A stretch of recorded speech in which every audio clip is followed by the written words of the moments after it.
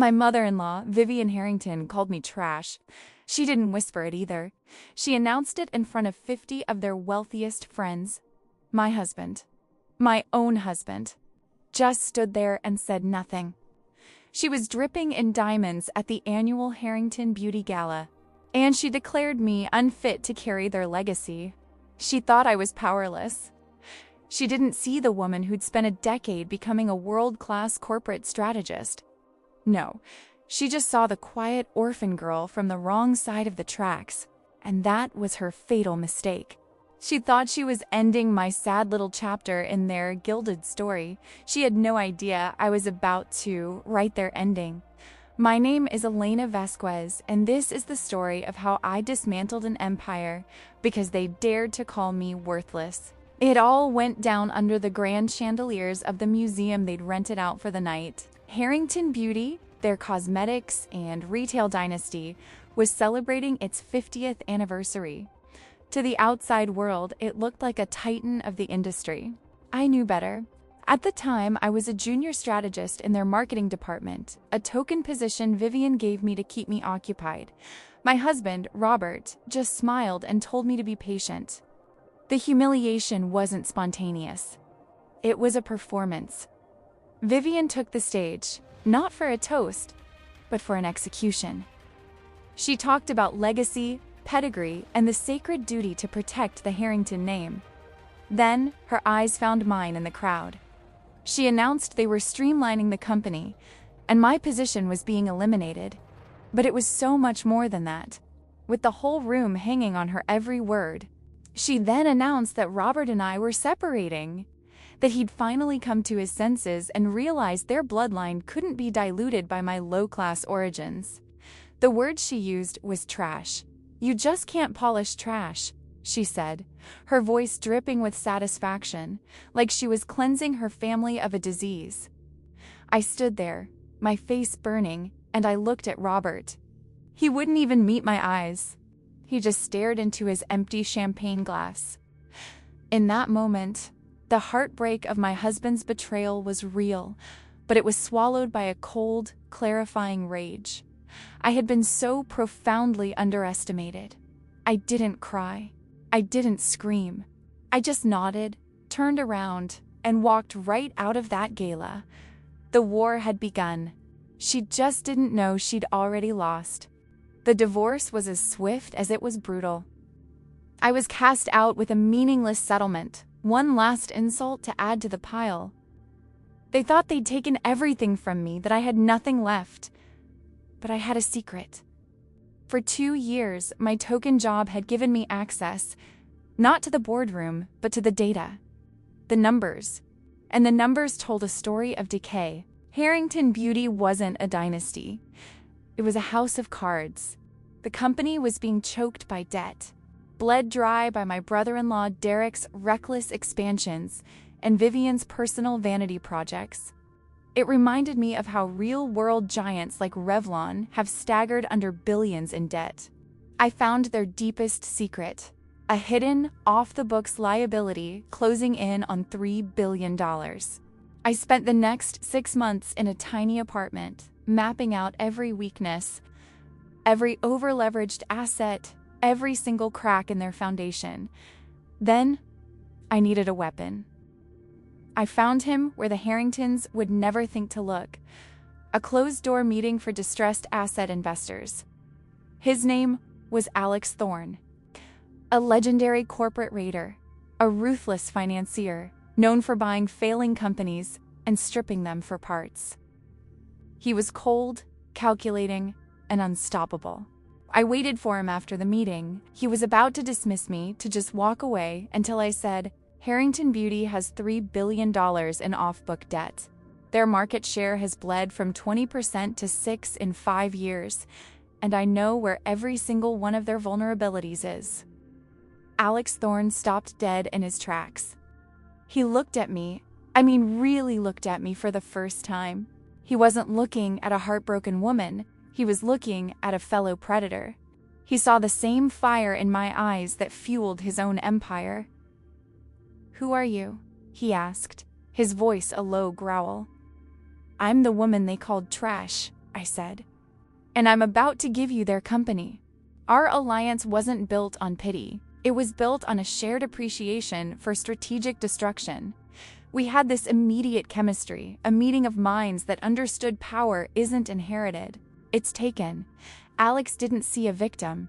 He saw a weapon, and he was more than happy to pull the trigger. Our campaign was silent, and it was surgical. Alex started buying up Harrington's debt through a web of shell corporations, doing it slowly so no alarms went off. While he was quietly gathering the ammunition, I was giving him the targets. First up, their unprofitable divisions. That chain of day Spaz Vivian used as her personal country club. I had the financials to prove they were a black hole, burning through cash. Alex's firms forced a sale, and they were liquidated for pennies on the dollar. Next, we went after the art collection Derek had bought with company money, just like other moguls who sold off art to cover their debts. Alex engineered a liquidity crisis that forced the board to sell it all off just to service their growing debt. All the while, I was working from the shadows. I used my inside knowledge to leak anonymous tips to financial reporters about their crumbling market share. I fanned the flames of conflict between Vivian and Derek. Vivian, obsessed with her social status, fought against any cuts. Derek, whose gambling addiction was an open secret, was desperately trying to drain cash from the company for himself, a classic story of how Isalee's wealth can lead to ruin.